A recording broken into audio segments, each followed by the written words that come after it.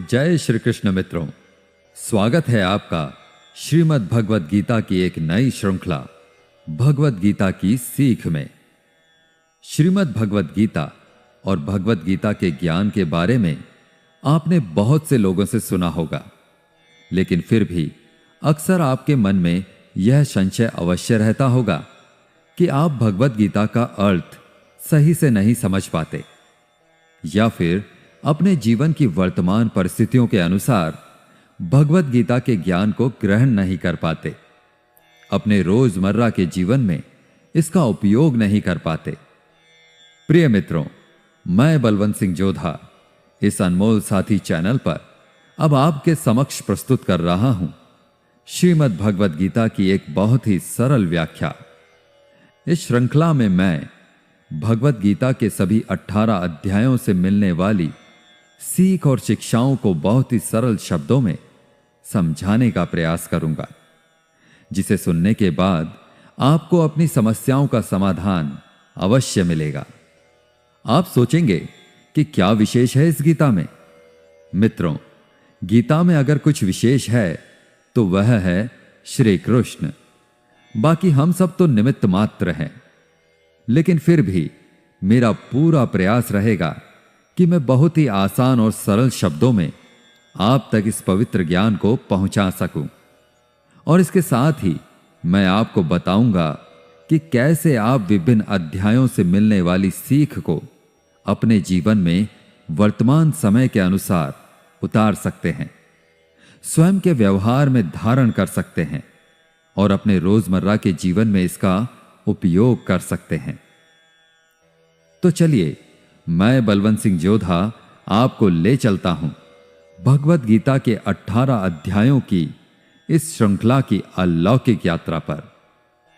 साथियों, शास्त्र कहते हैं कि मनुष्य अगर गिरना चाहे तो असुरों से नीचे गिर सकता है, और अगर उठना चाहे तो देवताओं से भी ऊपर उठ सकता है।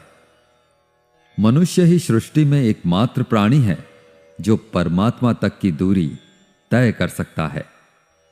इस संसार में श्रीमद् भगवद गीता के पवित्र ज्ञान से न जाने कितने ही लोगों, कितने ही महापुरुषों ने अपना जीवन बदला है।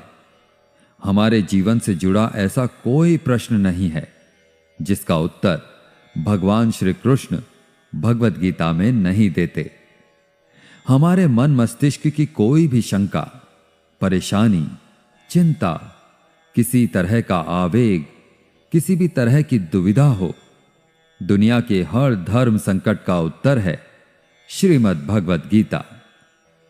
अगर आप सोचते हैं कि भगवद गीता में सिर्फ यह लिखा है कि भगवान की पूजा कैसे करते हैं, तो आप बिल्कुल गलत हैं, क्योंकि भगवद गीता सिर्फ एक किताब या धार्मिक ग्रंथ मात्र नहीं है, बल्कि इसमें वो पवित्र ज्ञान है, वो गूढ़ रहस्य है जो इस पृथ्वी पर जितने भी लोग जन्म लेकर आते हैं उनको यह सिखाता है कि इस जीवन का वास्तविक मतलब क्या है, या जीवन का सही उद्देश्य क्या है, वास्तव में जीवन कैसे जिया जाता है, मनुष्य कैसे जीवन के हर क्षेत्र में सफल होकर खुशी और आनंद को प्राप्त कर सकता है।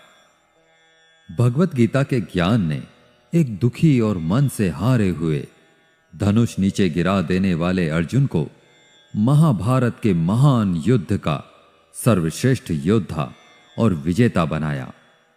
अगर आप भी अपने जीवन में किसी उद्देश्य को लेकर आगे बढ़ रहे हैं तो मेरा विश्वास कीजिए कि आप भी अपने जीवन की समस्याओं के युद्ध के मैदान के अर्जुन हो, और इसलिए अपने जीवन की हर समस्या के समाधान के लिए इस पवित्र गीता ज्ञान को जानना आपके लिए बहुत ही आवश्यक है। आप चाहे कोई बिजनेसमैन हो, नेता या अभिनेता हो, गृहिणी हो, स्टूडेंट हो, या फिर किसी भी आयु वर्ग के क्यों ना हो, इस पवित्र ज्ञान में सभी की समस्याओं के समाधान और सभी के प्रश्नों के हल मिलते हैं।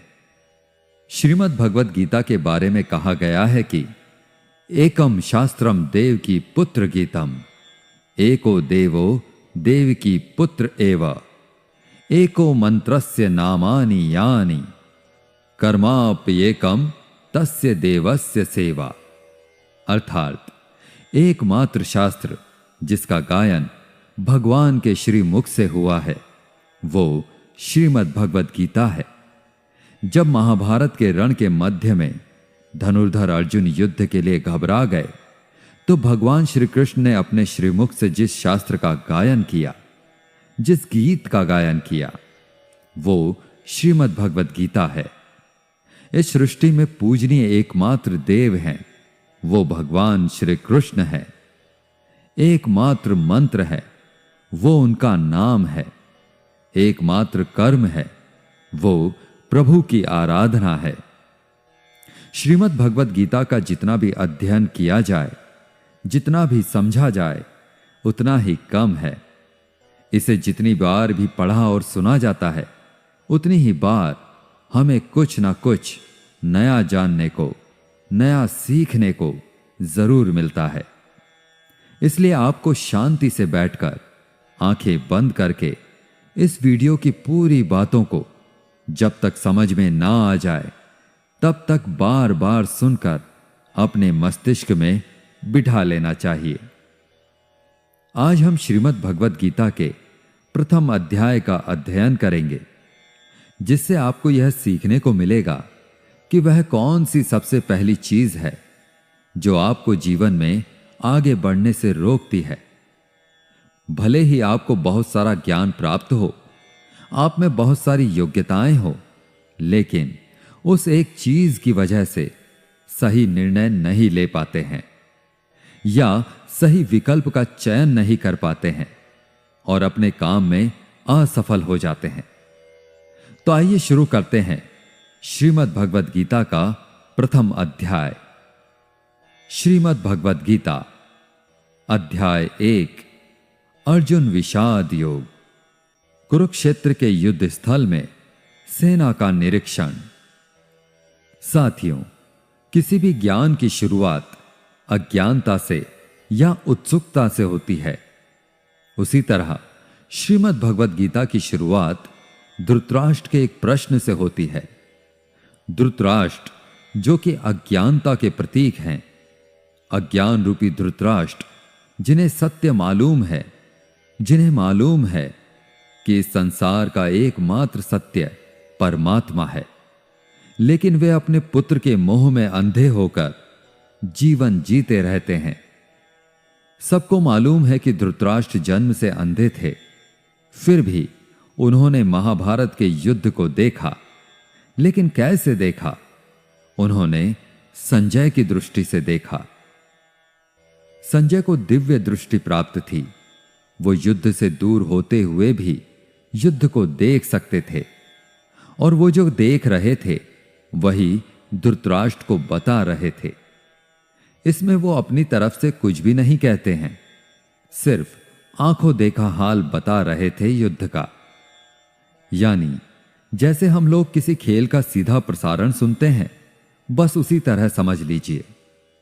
ये उन्हीं की दिव्य दृष्टि का कमाल था कि हमें भगवद गीता सुनने को मिली। श्रीमद् भगवद गीता के प्रथम अध्याय के प्रथम श्लोक में धृतराष्ट्र कहते हैं, धर्म क्षेत्रे कुरुक्षेत्रे संवेतायुयुत्सवः मामकाः पांडवाश्चैव किम कुर्वत संजय।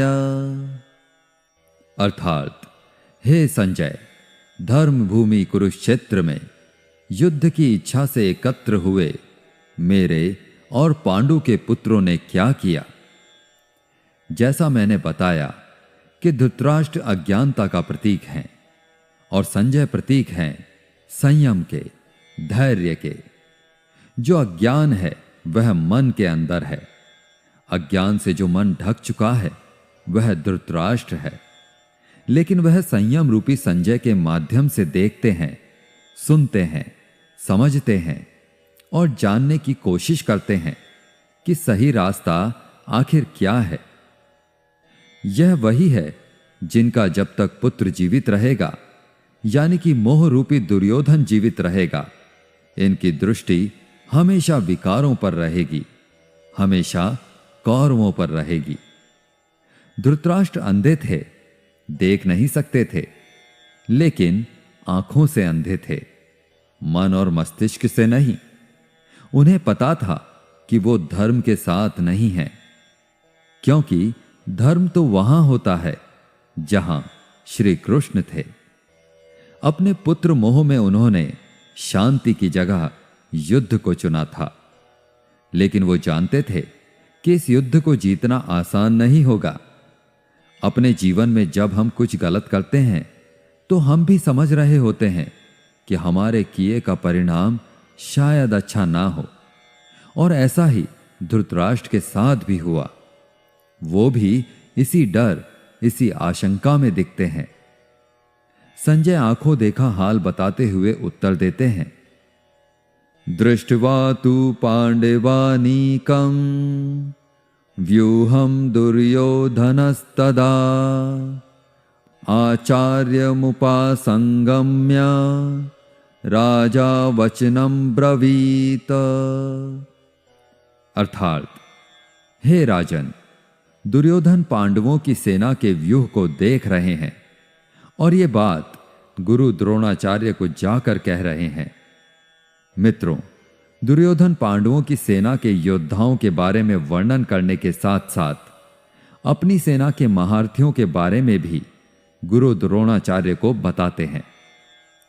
इससे हमें यह पता चलता है कि चाहे शत्रु हो या शत्रु के समान कोई समस्या, उसके बारे में हमें पूरी जानकारी लेनी चाहिए। समस्या के हर अंग, हर पहलू के बारे में हमें पता होना चाहिए। साथ ही हमें पता होना चाहिए कि हमारी अपनी ताकत क्या है, हमारे पास कौन कौन से विकल्प हैं जिससे आप उस समस्या पर विजय पा सकते हैं। समस्या और उसका समाधान दोनों के बारे में विचार करना चाहिए, जैसा कि दुर्योधन कर रहे थे। श्रीमद् भगवद गीता के प्रथम अध्याय के प्रथम भाग में महाभारत के चरित्रों की बात हो रही है। यहां पर प्रत्येक महारथी की बात हो रही है। कौन सा महारथी जो है वो जाकर के शंख बजा रहा है, कौन सा महारथी जो है वो सेना के बारे में बता रहा है। चारों तरफ युद्ध शुरू करने के लिए शंखनाद हो रहे हैं। कौरवों में दुर्योधन बहुत खुश हो रहा था, क्योंकि उसके पास बहुत ही बड़ी सेना थी। भीष्म पितामह थे, गुरु द्रोणाचार्य, गुरु कृपाचार्य और कर्ण जैसे बड़े बड़े योद्धा थे। पांडवों की सेना में अनुराग रूपी अर्जुन, भाव रूपी भीम, धर्म रूपी युधिष्ठिर सहित पांचों पांडव, भगवान श्री कृष्ण और अभिमन्यु आदि थे। यह युद्ध पूरी तरह से पारिवारिक युद्ध ही था। पांडवों और कौरवों के लिए गुरु द्रोणाचार्य और कृपाचार्य दोनों एक ही थे। भीष्म भी एक ही थे। साथ ही साथ पांडव और कौरव खुद भी आपस में चचेरे भाई थे, लेकिन हर कोई जीतने के उद्देश्य से रणभूमि में आया हुआ था। इस अध्याय के 15वें श्लोक में संजय धृतराष्ट्र को बताते हैं कि पांचजन्यम ऋषिकेशो देवदत्तम धनंजयः पौंड्रम दध्मो महाशंखम भीमकर्मा वृकोदरः। अर्थात, ऋषिकेश श्री कृष्ण ने अपना पांचजन्य शंख बजाया, अर्जुन ने देवदत्त शंख तथा अति भोजी एवं अति मानवीय कार्य करने वाले भीम ने पौंड्र नामक भयंकर शंख बजाया। इस श्लोक में भगवान श्री कृष्ण को ऋषिकेश कहकर संबोधित किया गया है, क्योंकि वे ही समस्त इंद्रियों के स्वामी हैं। सारे जीव उनके भिन्न अंश हैं, अतः जीवों की इंद्रियां भी उनकी इंद्रियों के अंश हैं।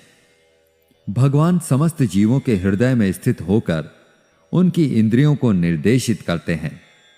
यहां कुरुक्षेत्र की युद्ध भूमि में भगवान कृष्ण अर्जुन की दिव्य इंद्रियों को निर्देशित करते हैं, इसीलिए उनको ऋषिकेश कहकर संबोधित किया गया है। आप जैसे जैसे श्रीमद् भगवद गीता को पढ़ते जाएंगे तो आप समझते जाएंगे कि बहुत सारे चरित्रों के बारे में आगे कोई बात नहीं हुई है। सिर्फ भगवान श्री कृष्ण और अर्जुन का संवाद ही सिमट कर रह जाता है, क्योंकि भगवान के श्रीमुख से जो शास्त्र निकला है वह सिर्फ और सिर्फ अनुरागी अर्जुन के लिए था। जब हम इसी प्रथम अध्याय के दूसरे भाग में आते हैं तो फिर बात होती है धनुर्धर अर्जुन की दुविधा की, उनके दुख और संशय की, उनके विषाद की। इसीलिए इस प्रथम अध्याय का नाम है अर्जुन विषाद योग। अर्जुन जो है वो भगवान श्री कृष्ण से कहते हैं कि आप जो मेरा रथ है उसको ले जा करके दोनों सेनाओं के बीच में खड़ा कर दीजिए, मध्य में खड़ा कर दीजिए। मैं देखना चाहता हूं कि कौन कौन से योद्धा जो हैं वो इस युद्ध भूमि में आए हुए हैं। भक्त वत्सल भगवान श्री कृष्ण जो अपने परम मित्र अर्जुन के लिए इस युद्ध में उनका सारथी बनना स्वीकार करके अर्जुन के साथ सारथी के रूप में रथ पर स्थित हैं, वो अर्जुन के आग्रह के अनुसार रथ को दोनों सेनाओं के मध्य में ले जा करके खड़ा कर देते हैं। अर्जुन देखते हैं कि युद्ध भूमि में दोनों तरफ जो है उनके अपने हैं। कोई काका है, कोई मामा है, कोई गुरु है, कोई भाई बंधु है। अर्जुन ने युद्ध के मैदान में जहां भी देखा वहां दोनों तरफ ही सिर्फ परिवार वाले नजर आ रहे थे। यह देखकर अर्जुन बहुत दुखी और व्याकुल हो जाते हैं। उनके हाथ से उनका धनुष गांडीव छूटकर गिर जाता है। उनकी त्वचा जलने लगती है, उन्हें बुखार आ जाता है। समझ में नहीं आता कि यह कैसा युद्ध है जिसमें दोनों तरफ अपने ही लोग खड़े हुए हैं। अर्जुन को भी भ्रम हो जाता है और बहुत ही दुखी होकर वो भगवान श्री कृष्ण के समक्ष अपने दुख और दुविधा को प्रकट करते हैं। अर्जुन कहते हैं, हे केशव, मैं कैसे यह युद्ध कर सकता हूं? इस युद्ध भूमि में युद्ध के लिए एकत्रित हुए ये सब तो मेरे अपने ही हैं। मैं कैसे पितामह भीष्म और गुरु द्रोणाचार्य से युद्ध करूंगा, क्योंकि ये दोनों तो मेरे पूजनीय गुरुदेव हैं। इसलिए इन गुरुजनों को मारने से तो अच्छा है मैं भिक्षा मांगकर जीवन यापन करूं। हे मधुसूदन, जिन कौरवों से मैं युद्ध करने जा रहा हूं वे सब धृतराष्ट्र के पुत्र मेरे भाई ही तो हैं, मेरे अपने ही हैं। इन सबको मारने से तो अच्छा है कि मैं सन्यासी बन जाऊं। अपने ही कुल का विनाश करके मैं कैसे सुखी रह सकता हूं? हे कृष्ण, मुझे कुछ समझ नहीं आ रहा है। मेरी बुद्धि भ्रमित हो रही है, मेरा सिर फटा जा रहा है, मेरे पैर कांप रहे हैं, यहां तक कि मैं खड़ा भी नहीं रह पा रहा हूं। मेरी त्वचा जल रही है, मेरा गांडीव धनुष मेरे इन हाथों से छूट रहा है। मैं कुछ भी समझ पाने में समर्थ नहीं हूं। मुझे तो इस युद्ध का लक्षण और परिणाम भी उल्टा ही दिख रहा है, विपरीत ही दिख रहा है। मैं अपने ही कुल को मार करके कल्याण को नहीं पाना चाहता, और कुल को मारने से कब कल्याण मिलता है? नहीं कृष्ण, मैं यह युद्ध नहीं कर सकता। धनुर्धर अर्जुन भगवान श्री कृष्ण को अपने से कम समझते हैं, क्योंकि अर्जुन ने अब तक भगवान श्री कृष्ण को सिर्फ अपना मित्र माना, सखा माना, इससे ज्यादा नहीं माना।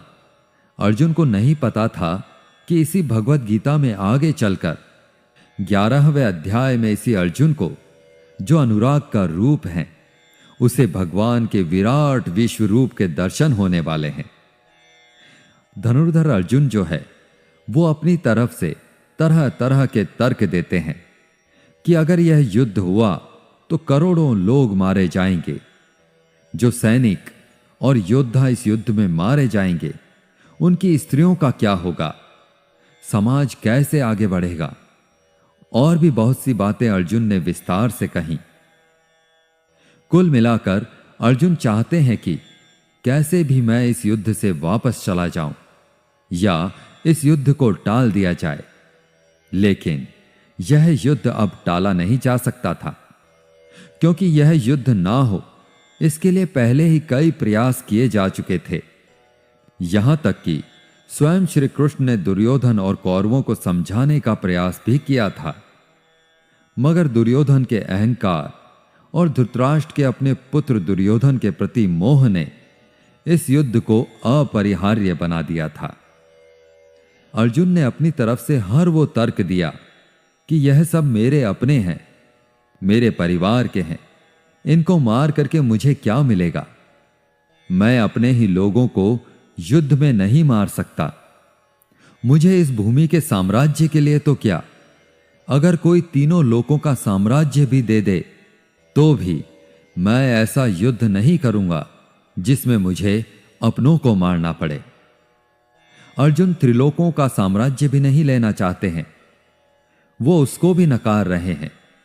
तो भगवान श्री कृष्ण अर्जुन को आखिर ऐसा क्या देने वाले हैं कि अर्जुन तैयार हो जाएंगे, मान जाएंगे कुरुक्षेत्र की इस युद्ध भूमि में उतरने के लिए? सब कुछ विस्तार से जानेंगे श्रीमद् भगवद गीता के आने वाले अध्यायों में। प्रथम अध्याय के अंत में अर्जुन जो है वे हताश और निराश होकर के रथ में पीछे जाकर बैठ जाते हैं। अर्जुन को उस पूरी सेना के निरीक्षण में अपने सगे संबंधी दिखाई देते हैं, परिवार दिखाई देता है जिनको मारना है। जहां तक हमारे संबंध होते हैं वहीं तक हम अपनी दुनिया मानते हैं। अर्जुन को मालूम नहीं था कि जो उनके मित्र श्री कृष्ण हैं वे स्वयं भगवान हैं, और अर्जुन को जब यह मालूम चलने लगता है तो वे गिड़गिड़ाने लगते हैं, क्षमा मांगने लगते हैं। अर्जुन बहुत सारे संशयों या उलझनों के बीच में उलझ चुके थे, युद्ध नहीं करना चाहते थे, लेकिन भगवान श्री कृष्ण ने उनकी हर समस्या, हर शंका का समाधान किया। दोस्तों, श्रीमद् भगवद गीता के प्रथम अध्याय से हमें यह सीखने को मिलता है कि वास्तविकता हमारी सोच से अलग होती है। हमें नहीं पता होता कि जब हम कोई काम करने का निश्चय लेकर जा रहे होते हैं तो वहां पर क्या हो सकता है।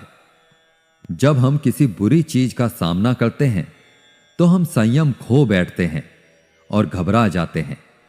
घबरा जाने के बाद हम हमारा ही असली रूप भूल जाते हैं।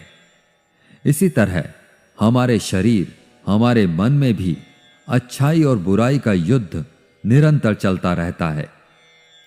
धर्म क्षेत्र और कुरुक्षेत्र दोनों हमारे ही भीतर उपस्थित होते हैं, जिनके कारण हमारे मन में भी अर्जुन की ही भांति तरह तरह के संशय, तरह तरह के भ्रम उत्पन्न होने लगते हैं। इन संशयों से उबरने के लिए श्रीमद् भगवद गीता के ज्ञान के माध्यम से भगवान श्री कृष्ण की शरण में जाने का मौका मिलता है। इस प्रकार आप जो पाप हैं, जो बुरे कर्म हैं, उन्हें पीछे छोड़ने लगते हैं तथा पुण्य के साथ, अच्छे कर्मों के साथ आगे बढ़ने लगते हैं और अपने ही क्षेत्र को, जो अपना शरीर है, अपना मन है, उसे धर्म क्षेत्र बना लेते हैं। लेकिन अगर आप विकारों के साथ, बुराइयों के साथ चलते हैं, काम, क्रोध, लोभ, मोह के साथ चलते हैं, तो आप अपने शरीर, अपने ही मन को कुरुक्षेत्र बना लेते हैं। भले ही अर्जुन युद्ध कला में निपुण थे, सर्वश्रेष्ठ थे, और भले ही वे युद्ध करने के लिए मैदान में धनुष उठाकर चले आए थे, लेकिन युद्ध सिर्फ हथियारों के चलाना जानने से नहीं होता। उसके लिए दृढ़ निश्चय भी चाहिए होता है, अपनी भावनाओं पर नियंत्रण चाहिए होता है।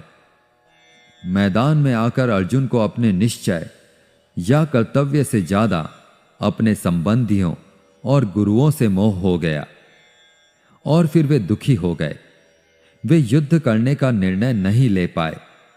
इससे यह भी सीखने को मिलता है कि जीवन में हमें हमारा कर्म करने से सबसे पहले रोकने वाला अगर कोई होता है तो वह है हमारा मोह, लगाव या अपनापन।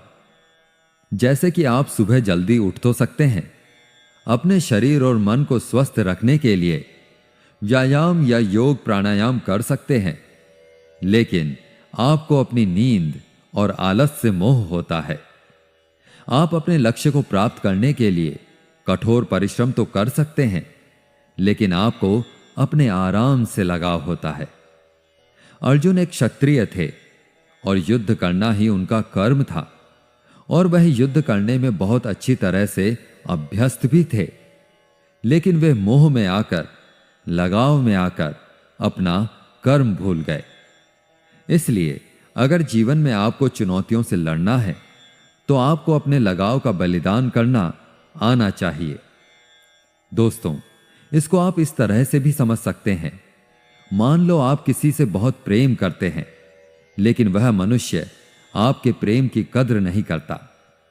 ऐसे में आपको उसका प्रेम पाने का मोह नहीं होना चाहिए, क्योंकि लगाव किसी भी तरह का हो, जब तक वह है, आप अपने जीवन के अर्जुन नहीं बन पाओगे। साथियों, आशा है आपको श्रीमद् भगवद गीता के प्रथम अध्याय की यह सरल व्याख्या जरूर पसंद आई होगी और आपको इससे बहुत कुछ सीखने को भी मिला होगा। इस वीडियो से आपने क्या सीखा, हमें कमेंट करके जरूर बताएं। अगर इस वीडियो में मुझसे कोई भी त्रुटि या गलती रह गई हो तो मैं क्षमा प्रार्थी हूं।